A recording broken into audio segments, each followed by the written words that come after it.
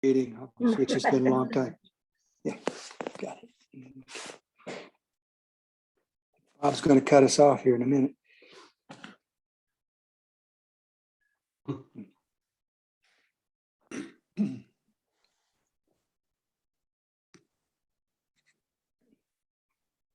afternoon, Charles.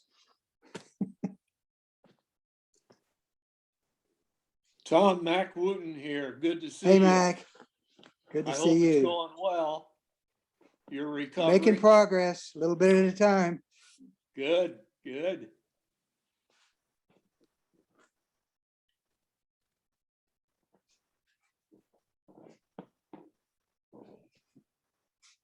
Beautiful day. It is gorgeous out there. How long out of surgery are you now?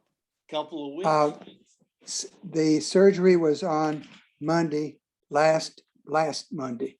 So I'm Okay. just a little bit over a week out now. A little over a week, yeah. Yeah.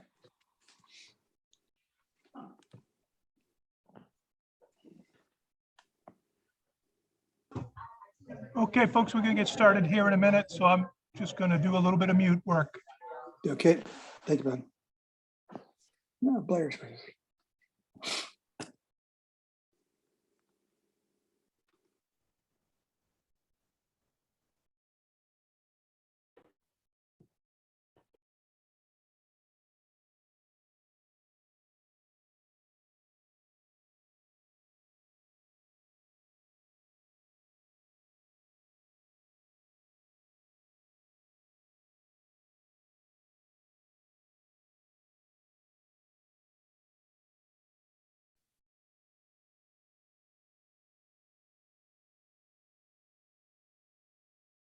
Good afternoon, ladies and gentlemen. Good to see you, Blair. Dr. Brooks, it is good to see you without anything going in your arms or anywhere else like that. I'm on the road to recovery. You ready to take that bike ride yet? Not quite.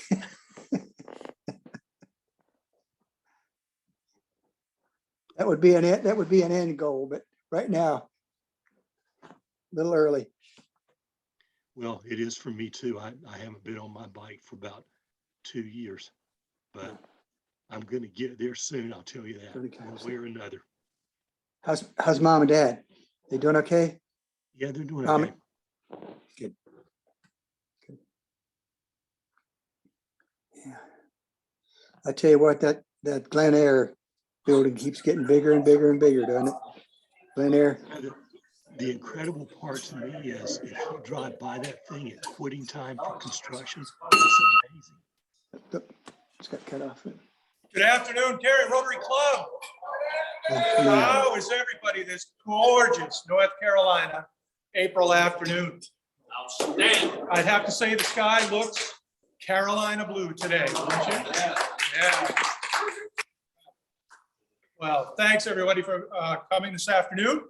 Got an exciting program for us, and to lead us off, can I ask Bill Fletcher to lead us in the invocation and the pledge? Oh, Bill's surprised by that. I'm always surprised. All right. If you would bow your heads to me, please. Lord, we praise you for this beautiful day and the opportunity to come together in fellowship. We thank you for the ideals of Rotary that we aspire to every day, the opportunity to serve our fellow man and improve our community. We want to lift up those folks in Ukraine today, Lord, as well as our political leaders, that we would find solutions to help them resolve their conflicts without war. We lift up the folks in New York right now who are trying to figure out exactly what happened on the subway this morning. That you would bless them and guide them and bring healing to those families. And we thank you for this food. We ask you to bless it to the nourishment of our bodies and us to your service. And if you will conclude your prayer and however you normally do, and I'll say in Jesus' name, amen. I pledge allegiance to the flag of the United States of America and to the republic for which it stands, one nation under God, indivisible, with liberty and justice for all. God bless America. land that I love. Stand beside her and guide her through the night with the light from above.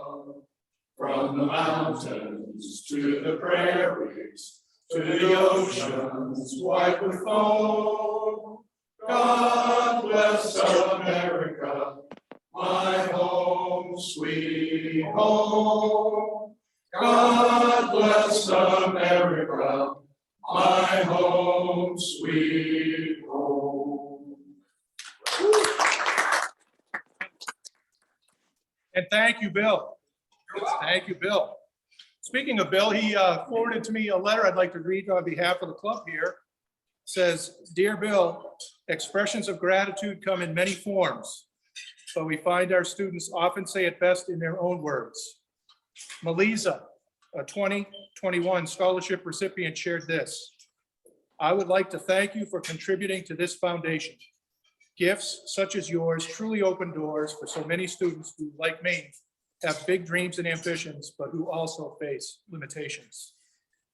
By making a scholarship gift, you are extending your generosity by helping students like Melissa gain an education at Wake Tech. The Cary Rotary Club's generous gift of $2,000 will be applied to the President Emeritus Bruce I. Howell Scholarship. Where is Bruce? We'll give him a round of applause when he comes back in. Scholarship. Thank you for helping us achieve our mission of making an education possible for anyone in her community who wants one. So thank you to the Wake Tech Foundation. David Coulter, you wanted to make a brief announcement. Thank you, President Bob. So the program committee today will have a brief stand up. Right there. Fantastic. Guarantee a short meetings. Stand up. Great. Well, I'd like to ask if Aiden Jones and Brant Rubin might join me at the front.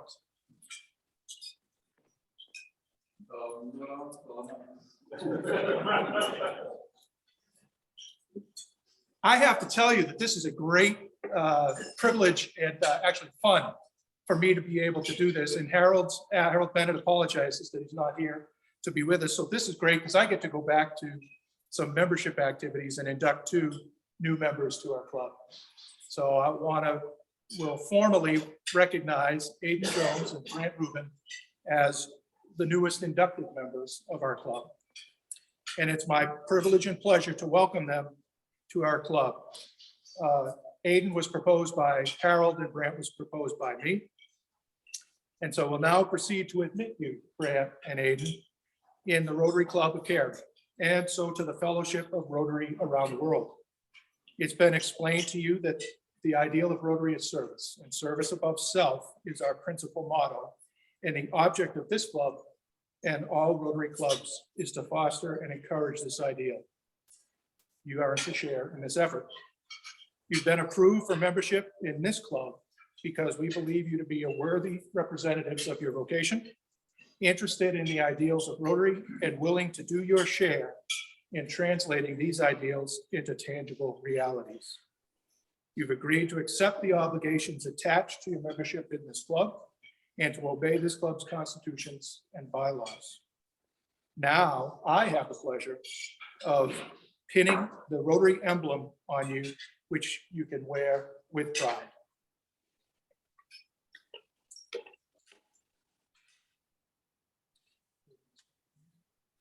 Here is a name tag. And then just a little reminder, before we test was here about that. Brant, the name tag. Oh, look. No problem.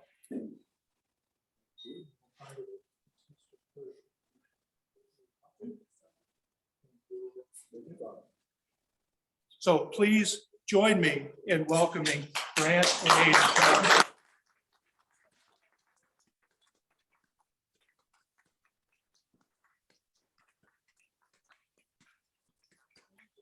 Brant, would like to take a quick Yeah, minute? I'm very excited. Thank you, Bob, for nominating me and making me feel very at home and welcomed every time I come here. I love Cary. I live in Cary. I work in Cary. I play in Cary, and I'm excited to get more involved and volunteer and help out in the community. So thank you for welcoming me with open arms. I appreciate it. Welcome.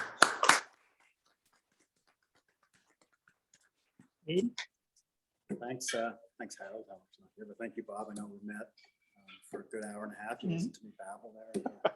Anyways, it's good to be back at Rotary again. As you know, I was past president up in New Jersey for a number of years, for 1 year, but a club up there for a number of years, and I left for about 20. And it's good to come back, and I'm really excited to help you guys with the work that you're doing, and I'm excited to be part of this club. Thank you. Thank you.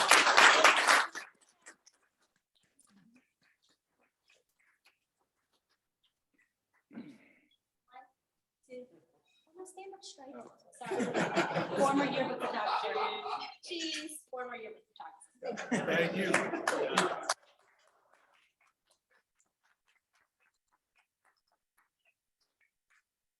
And with the induction of those new members, I realized I failed to ask Leon Abbas to introduce us to guests that are with us today.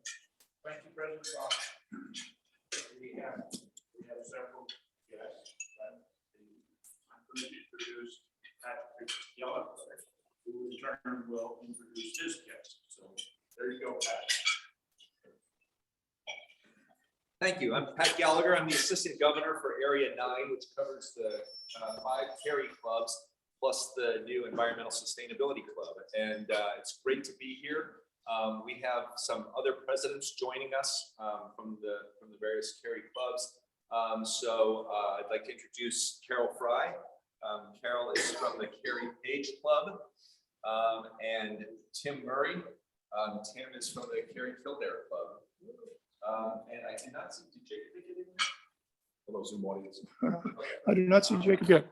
All right, Jacob, I thought was going to be here. He's running a little late. Jacob Croyer is from the Cary McGregor Club, so maybe get in here. And one more thing, just real briefly, on behalf of the district, I wanted to express condolences on the loss of your member, Howard Manning. I can't even tell you how many people have gone to me inside and outside of Rotary to talk about the impact of Howard's life, and just great protection. So condolences to you.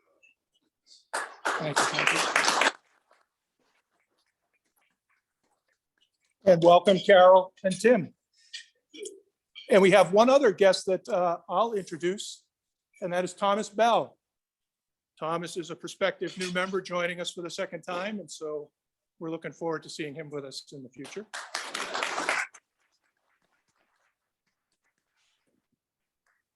And I'd also like to recognize Ted Straub, whose membership became official earlier today, and so we'll look forward to introducing he, Ben Stevens, and Thomas at our future meetings. So thank you and welcome to everybody. A couple of other very brief announcements to move us along. It's fortunate that we have Pat here today because he's also the coordinator for the District Day of Service on April 23rd. Great opportunity, Grant and Aiden, to be involved. Aiden, I think you've already signed up, as a matter of fact, for our District Day of Service on April 23rd. There's a sign-up genius out there. Where we are looking for help the most is with our work at the Tammy Lynn Center homes in Cary, doing some plantings and yard maintenance and painting. So we've partnered up with the Green Hope High School students that have done a great job coming out to sign up for our work at the fire station. So take a look at that sign up and please get involved. Families and friends, welcome. Also, in the spirit of service, but also in the spirit of fun, the Boyce Brown Golf Tournament, hosted by Cary Central, will be on May 9th at the Brentwoods Golf Club in Fuquay. If you have an interest in golfing, see me. The club will subsidize a foursome, 50%. Similarly, the Boys and Girls Home will be having a golf tournament, their annual joint golf tournament with Rotary on June 6th. That'll be here at McGregor. Once again, we'll be subsidizing a foursome there. So we need golfers, contact me or Harold Bennett if you want to swing a club.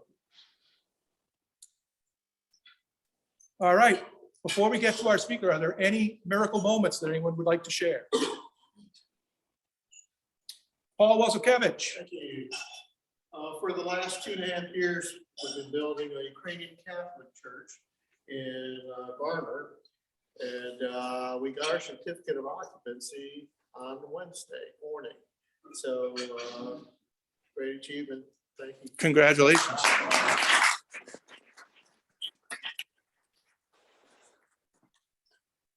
Yes, Bill. My wife Becky and I would like to share with you the quote. We had a gender reveal party this weekend. And our son Matthew and his wife Katie will be presenting us with another baby girl come August. And so we're excited about that. Those of you who know Matthew, he's, I guess I'd call him a branch manager at the Fifth Third Bank over in Raleigh. And we're excited. That'll be our 5th grandchild. Wow, congratulations. Jim. For those of you that weren't at the service for Howard Manning, you can be very proud of our president because he gave a very heartfelt talk about honoring all of the things that Howard did for our club. So, and now all of his friends and his fraternity brothers know about our Rotary Club. Thank you, Jim.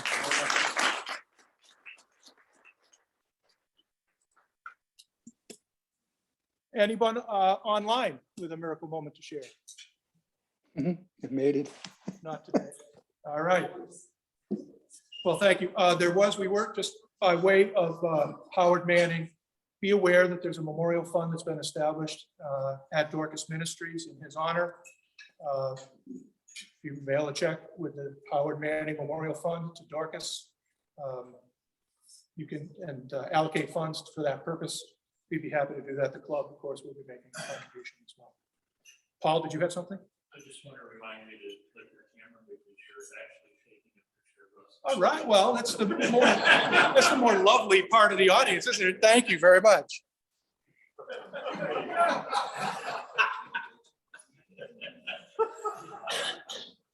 That's most important for what comes next. It's not important for me. Yes, sir.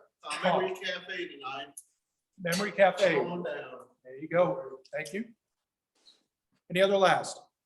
Fantastic. Then without further ado, can I ask David Coulter to join us and make the introductions? Thank you, President Bob. Today we have Trey Allen joining us. Trey is the General Counsel for the North Carolina Administrative Office of the Courts. He's an Associate Professor of Public Law and Government at the UNC School of Government. But at the request of the North Carolina Supreme Court Chief Justice Paul Newby, Trey assumed this position in January last year, taking leave from the School of Government.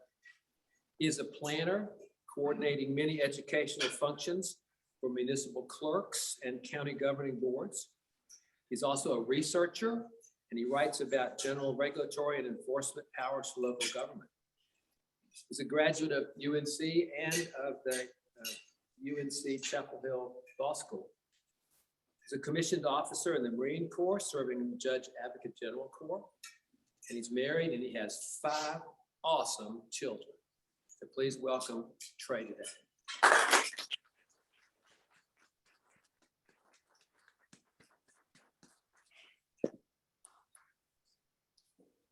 Speak to the man of the hour, right? Good afternoon, everybody. It's a great honor for me to be here with you, to be with people who care about their communities and work hard to try to make them better. And it's also a privilege for me to be here in my capacity as the General Counsel for our court system. I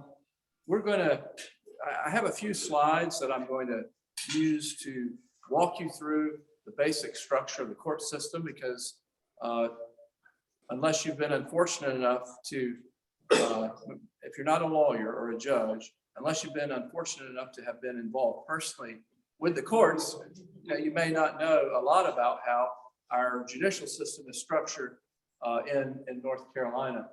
It's very different. For those of you who remember Andy Griffith, we don't have justices of the peace anymore. Okay, so that's not how we do it. Not since court reform a few decades ago.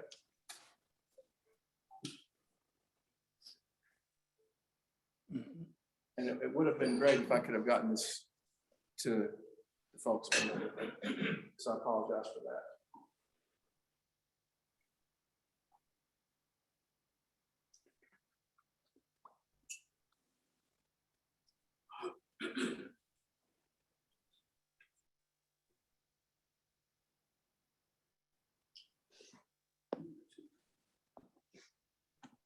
Yeah, so again, this is just going to be a very brief review. If we just go on to the next slide. If there's a quick break. Thank you, sir.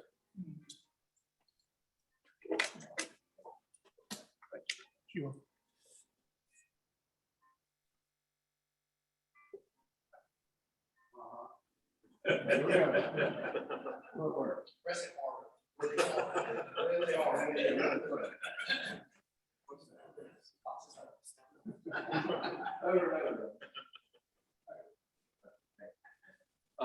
So this is just the mission statement for our judicial branch. As you would expect, because it was written by lawyers, there are many words in there. But what it boils down to, of course, is that the mission of the judicial branch in North Carolina is to protect and preserve our rights and liberties as guaranteed by not only our federal constitution, but our state constitution. And like our Chief Justice, wherever I go, I try to remember to carry with me a copy, not just of the US Constitution, but also of the North Carolina Constitution. Many people don't realize we have a state constitution, but it is the highest law in our state under federal law. And I've gotten to 130, right? That's 125. 125, okay. Just as a point of interest, the Bill of Rights consists of 10 amendments to the US Constitution, right? That means they were added later, right? After the Constitution was ratified. If you look at the North Carolina Constitution, Article 1, the first thing in our state constitution is the Declaration of Rights. We've had 3, depends on how you count, but we've had 3 constitutions in North Carolina, going back to 1776 when we first declared independence. And by the way, today, anybody know what today is? It's a very special day in North Carolina history. Today is Halifax Resolves Day. It's the day when our provisional legislature instructed our delegates to the Continental Congress to support independence. All right, so big day for North Carolina. And so the people who founded our state government, they were very much attentive to the importance of our rights, our liberties. And so in 1776, when they wrote our first state constitution, they did something very interesting. They first approved the Declaration of Rights, and it contains many things that are similar to the Bill of Rights, but it also contains some additional things. And then they adjourned for the day. They came back the next day, and then they voted on the rest of the Constitution, the executive, the legislature. But they did that, you could say, to just emphasize the importance of our liberties. All right, so our judicial branch exists to protect those and preserve those and to help the people of this state, or to be a place where the people of this state can resolve their legal issues. Next, please. So, Civics 101, we have 3 branches of government in North Carolina. We have the legislative branch, which of course is our General Assembly. We have an executive branch that's very different from the federal, executive branch. How many members of the federal executive branch are elected? 2, right? The president, the vice president. That's it. We elect lots of the people in our state executive branch: the governor, the lieutenant governor, secretary of agriculture, on and on, all the members of the Council of State. So, so it's very different. Power is more diffused in our state executive branch. Then, of course, the judicial branch, and that's what we're here to talk about today. So in our state judicial branch, we have over 500 elected officials. Over 500, that's a huge number, right? So that includes justices of our Supreme Court, and I'll talk a little bit more about that in a moment, our Court of Appeals, our Superior Court judges, our District Court judges. We elect clerks of court.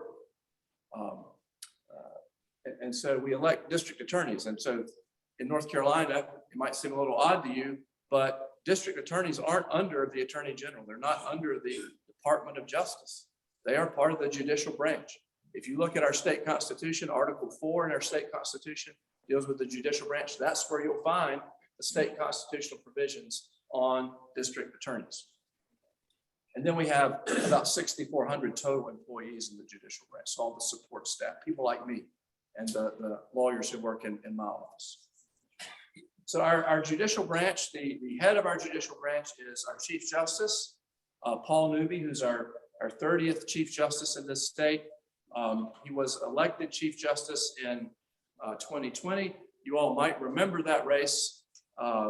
It was a race that came down to, or his margin of victory came down to 401 votes out of over 5 million cast.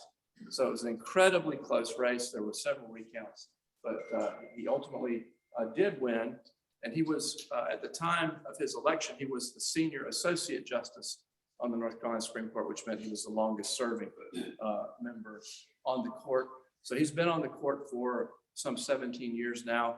And you heard it said that I was in the Marine Corps. I spent most of my time in the Marine Corps overseas.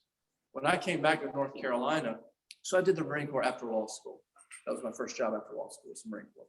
When I came back to North Carolina, I went to work clerking for Paul Newby. I thought a clerkship would be a good transition. Anybody have no clue what I mean when I say I clerk for Paul Newby? Because a law clerk works for a judge. You work closely with that judge. You help the judge write orders, opinions, things like that.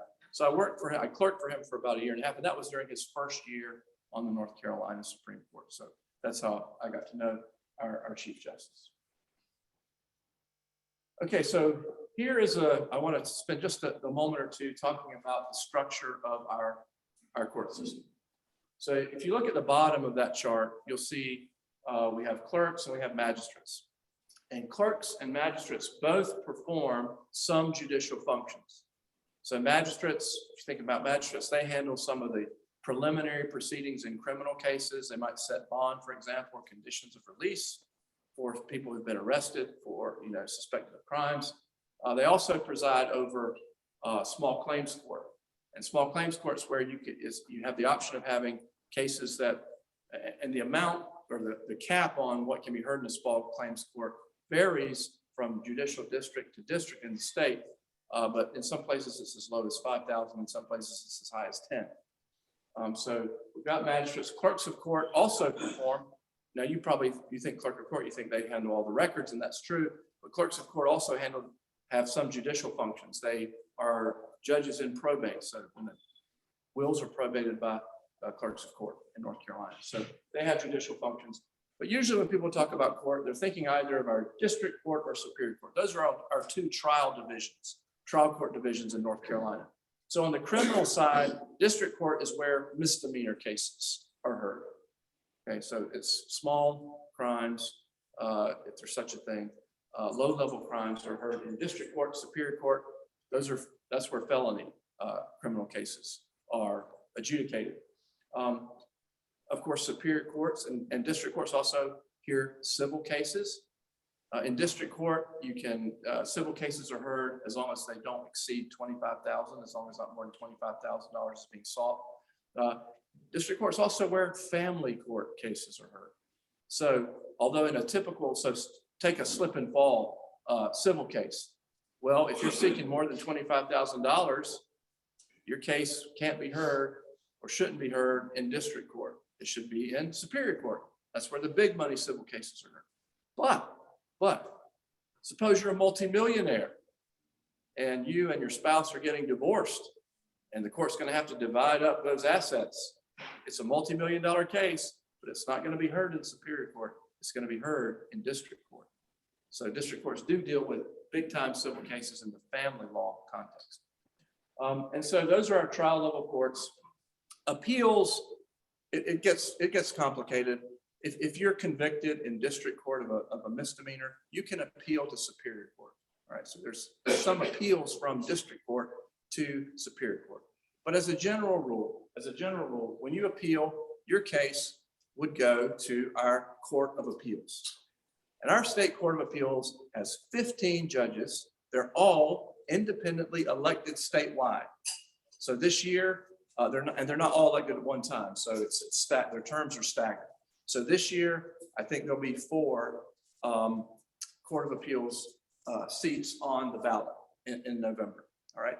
So again, 15 judges. They don't sit though as a group of 15. They've only ever done that one time. In almost all cases, almost all cases that are heard at the Court of Appeals are heard by 3-judge panels.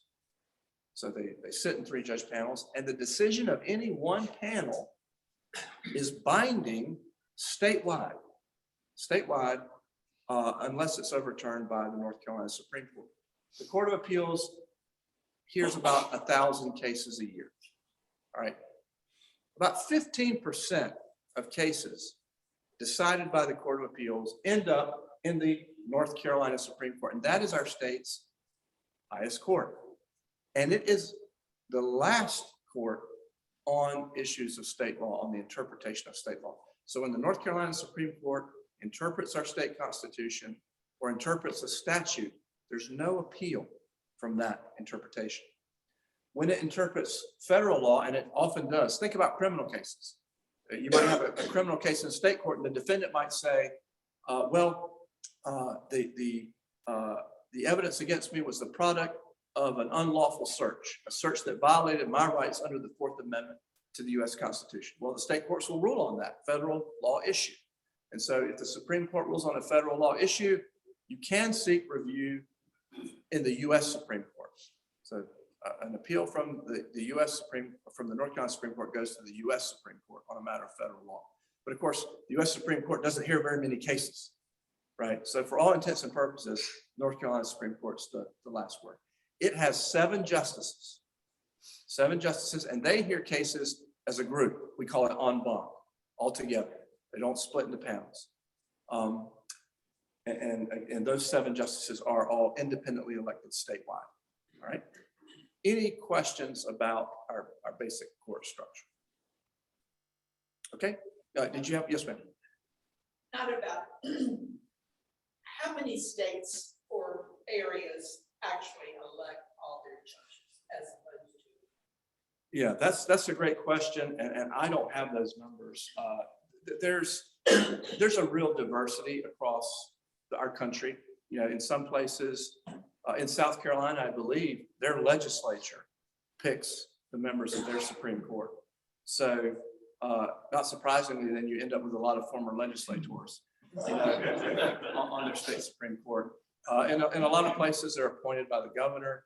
In some places, the governor will appoint them, but then they have to, after a certain period of years, they have to stand in what are called retention elections.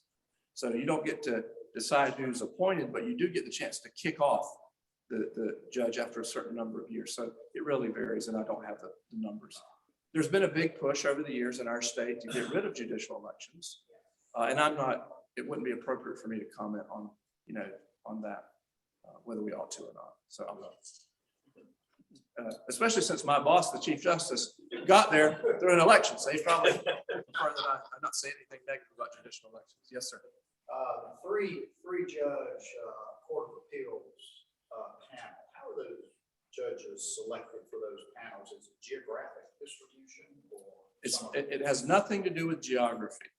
And in fact, there's a lot of mystery around that. So I can't tell you the specifics, but I'll tell you that as I understand it, what they try to do is assign the judges randomly, pretty much randomly to panels. And also they seek a distribution. They want to make sure that all the judges get enough, that the workload is spread out evenly. Yes, sir. Who's they? So our Court of Appeals has a chief judge. So one of the 15 judges serves as the chief judge, and it's our chief justice who appoints the chief judge on the Court of Appeals. So I believe it is a committee of Court of Appeals judges who make the assignments to judicial panels. Good questions. Any other questions about that? Did anybody who's sitting here know everything that I've said already? Okay, good. I don't want to, waste your time. But our judicial branch really is a mystery to a lot of people. And it was until we had court reform a few decades ago, it was way more complicated than this because we had mayoral courts, we had justice of the peace, and all that. So it's really a much more, it's a simpler judicial system than it was then. Okay, next slide, please. So our state constitution provides for the North Carolina Administrative Office of the Courts. And the Administrative Office of the Courts provides support for our judges, our clerks of court, our magistrates, all of our people out in the spread around the state who try to dispense justice. So for example, the AOC handles the budget for our court system. The AOC provides interpreters for our court system. The AOC provides educational programs for our elected judicial officials and for our non-elected judicial employees. And there's a director, and our current director is Judge Andrew Heath, and he's appointed by, yes, the Chief Justice. Okay. And so when Chief Justice Newby, we go to the next slide. Sorry, I think the next slide is just more information. So that's the first part of what I wanted to talk to you about. And what I thought I'd spend my remaining 8 minutes or so talking about, I thought I'd talk to you a little bit about some of the challenges that we faced when we came in the AOC. So as I said, the Chief Justice was elected in 2020. So he took over as Chief Justice in January of 2021. And he decided to put in some new leadership at the Administrative Office of the Courts. And so one of those new leaders was Judge Andrew Heath, who's the AOC director. One of those new leaders was Trey Allen. You heard that I was a professor over at Chapel Hill prior to, and in fact, I'm still technically a professor there. I'm on leave. But the Chief Justice asked me to serve as the General Counsel at the Administrative Office of the Courts. So the General Counsel's office is responsible for a lot of stuff, but essentially we give legal guidance to our trial court judges and our clerks of court and our magistrates throughout the state. And that can take a number of forms. They call us with questions. So clerks who are conducting probate proceedings might call one of the attorneys in the office. So we have 11 lawyers in the Office of General Counsel that I run. So they might call, some of our experts on probate proceedings for, help figuring out how to handle an issue in a particular case. So that's one way that we help, that we answer their questions over the phone or email or whatever. We also provide legal guidance through legal memos. And I'm going to talk to you about one of those if I have enough time. Memos that might address new legislation. When the General Assembly, as it does every year, the General Assembly passes legislation that has an impact on the courts and how the courts function. And so we send out legal memos to court officials to make sure they are aware of the changes and understand them. We also provide training. So we do some teaching as well, in cooperation actually with the School of Government over at UNC. So that's essentially what my office does. And so it was a great honor for me to fill this role at the Chief Justice's request. When he became the Chief Justice, COVID was still raging. And it was having a huge impact on the administration of justice in our state. The prior Chief Justice had entered orders that did some good things. For example, they included provisions that allowed more court proceedings to be conducted remotely by audio visual transmission. So that was good because, you know, lots of people were worried about doing things in person because of COVID. But she also basically shut down the courts for almost all in-person proceedings.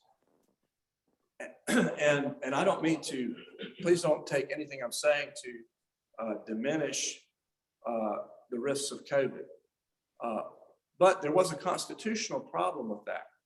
And the constitutional problem was that our state constitution, Article 1, Section 18, says that our courts shall be open.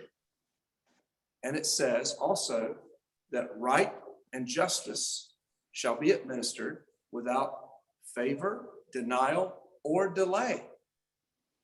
And so the courts really were not meeting that responsibility. And so we're still trying to work through a huge backlog of cases that piled up during COVID. So the new chief came in and getting the courts going again was a top priority for him. And so I was part of that. The General Assembly understood the need for that. And so they passed some legislation that was also helpful because we had some serious, the default rule in our courts was you couldn't do a proceeding remotely unless there was specific statutory authority for that proceeding, that specific kind of proceeding. We were able to get around that during the height of COVID because there's a statute that says that gives the Chief Justice broad emergency powers over the courts, okay? Similar to what the governor has under the Emergency Management Act. So the Chief Justice, as long as there was a state of emergency, could, recognized by the Chief Justice, could allow judicial officials to do things they wouldn't otherwise be able to do. But Chief Justice Newby thought that we had passed the time at which it was appropriate to say that there was an emergency, a state of emergency as far as the courts were concerned. And so he ended the state of emergency for the courts. And what that meant was, well, okay, we couldn't then do proceedings remotely without specific statutory authority. So to deal with that problem, the General Assembly passed legislation that broadened the authority of judges to conduct proceedings by audio and visual transmission. And so my office played a key role in helping judicial officials around the state understand what they could do under the new law and what they couldn't do. And I'm almost out of time, so unfortunately for you, I will not be able to go into exhausting detail about this, but I just want to sort of highlight why the complexity of the situation. So when it comes to civil cases, there aren't, obviously there are constitutional concerns about that can exist with respect to some kinds of civil proceedings when you're talking about doing them remotely instead of in person. All right. The legislation deals with that and gives you a way, the opportunity if you're a party in a civil case and the judge or the other party wants the proceeding to be conducted remotely, you can object, and there's a process for that and how the court resolves it. If it's a civil case with a jury, the default rule is witnesses are going to testify in person, okay? But when you talk about criminal cases, the constitutional issues become more significant because the defendant in every criminal case has the right, a constitutional right, to confront the witnesses against him or her. All right, and that usually means in person. And so the statute dealt with that to some extent, but in a way that was kind of general. So we had to issue guidance explaining to our judges around the state, you know, what the limitations are, the constitutional limitations on allowing remote witnesses in criminal proceedings. And I had, that's a memo that I had a real hand in personally crafting because, you know, the stakes were pretty high. So that's a little bit about our court system. That's just a tiny bit about the challenges that the current administration faced, COVID-related challenges when we came in. And I want to respect your time and give time for questions. I do want to make one more point, though. We are in the midst of a huge transition. I talked about court reform a few decades ago that gave us our current court structure. Well, we're now in the process of moving to an online filing in North Carolina. And that's a gigantic change. It's incredibly complex. My office is involved, you know, with all the legal issues that raises. And it's as big a change, I think, as what reform was a few decades ago. So that would be enough for us to deal with. That by itself, the movement to e-courts, that plus COVID has meant that I believe, I hope you won't mind my saying this, we've earned our money from the taxpayers. So, and now, is it okay to ask for questions now? So does anyone have any questions, or did I put everybody to sleep? Yes, sir. There's been a lot of confrontations and accusations about freedom of speech. Since that's in the federal Bill of Rights, does the state get involved in any of those? Yes. So our state courts and our federal courts are courts of concurrent jurisdiction. So you can bring a claim against a state or local government entity for violating your First Amendment rights. You can bring that claim in state court. You would also want to, if you had a good lawyer, your lawyer would also allege a claim under our state constitution, because freedom of speech is protected under our state constitution as well. But yes, those kinds of claims, if they're against our state government or local government, they can be brought in our state courts. Yes, sir. Yes, sir. You mentioned earlier in the presentation that there was only one time when all 15 judges on the courts of appeal sat at the same time.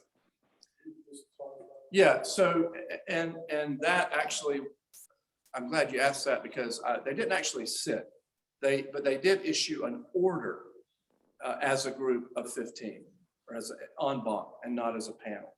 And that was that had to do with our current elections. So you might remember that when filing started, that there were some legal challenges to the maps drawn by the legislature. A 3-judge panel of the Court of Appeals, in response to a motion by one of the parties challenging our maps, a 3-judge panel of the Court of Appeals halted filing until there could be a decision on the merits on whether our maps were constitutional. Then after that, the 15-judge, the en banc Court of Appeals dissolved that stay, essentially. And I don't remember if they called it a stay or injunction, so I may not have the technical term right. And then the North Carolina Supreme Court stayed everything. And as you may know, I don't know how many of you have followed the redistricting legislation, but the North Carolina Supreme Court ultimately struck down the maps that the legislature had drawn, and so now we have a different set of maps. But that was the instance in which the Court of Appeals issued an order en banc. Yes, sir. I'm sorry to ask a complicated question with 1 minute to go, but I'm going to ask it anyway. We can talk afterwards. But my understanding is that outcomes vary widely based on race within the criminal justice system. So I wonder if you could speak to how the administrative office of the courts, are there any activities underway to help address racial equity within the criminal justice system? So that is an incredibly complex topic. And there's a lot of debate on what the reasons are for those disparate outcomes. So yes, there is currently a Chief Justice Commission that was created by the prior Chief Justice, but it's still functioning, that's looking at those measures.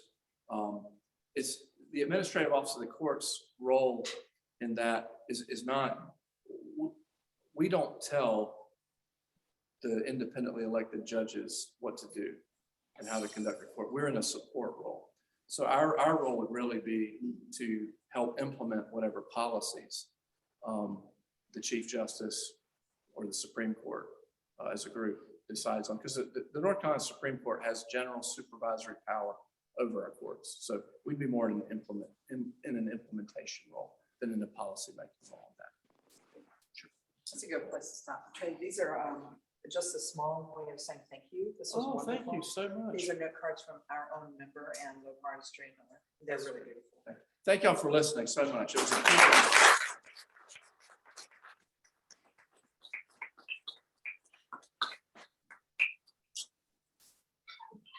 Thank you, Trey, for joining us today. And looks like you have a good bit to say grace over every day. So thank you for everything that you and your department do. Appreciate hearing from you. And who knows, that's a great topic for a future program. So let's stay connected with David. And unfortunately, I find myself again, Trey, did you perhaps grab my notes when you took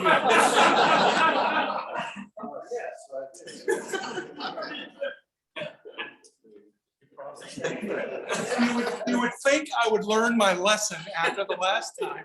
Thanks very much. Note to self. But thank you for everyone for being here. It does turn out that there are no special days to recognize over the next week, which I really find hard to believe. So it's another opportunity for me to promote people engaging with DACDB and updating your personal information, like email addresses, mailing addresses, birth dates, important dates in your life so that we can recognize them. My guess is that there's probably some percentage of our audience that has no idea how to get onto DACDB. So perhaps we'll have a little kiosk at a future meeting to deal with that. Next week, our program will be Bernie Mann, who is the publisher of Our State magazine, which is a great institution, and he's also quite a business person and has done great things with that magazine. Thank you, David, for arranging that. Our meal next week will be grilled salmon and berry salad. We'll eat healthy with salad with tomatoes, red onions, blueberries, strawberries, and raspberry vinaigrette. I'm hungry already. In 2 weeks, we'll hear from Nikki Olive, who is the partnership developer for the NC State Centennial Campus. So thank you, Olive Sossman, for arranging that. I want to thank, on behalf of the club, and congratulate Aiden and Brant. Thank you to Bill and Leon and Camille and Brant for your work in supporting our meeting. And I'll ask Aiden, if you won't please lead us out in the four-way test. Four-way test. Thanks to your. Is it the truth? Is it fair to all concerned? Will it build goodwill and better friendships? Will it be beneficial to all concerned? We are adjourned. Thank you, everyone.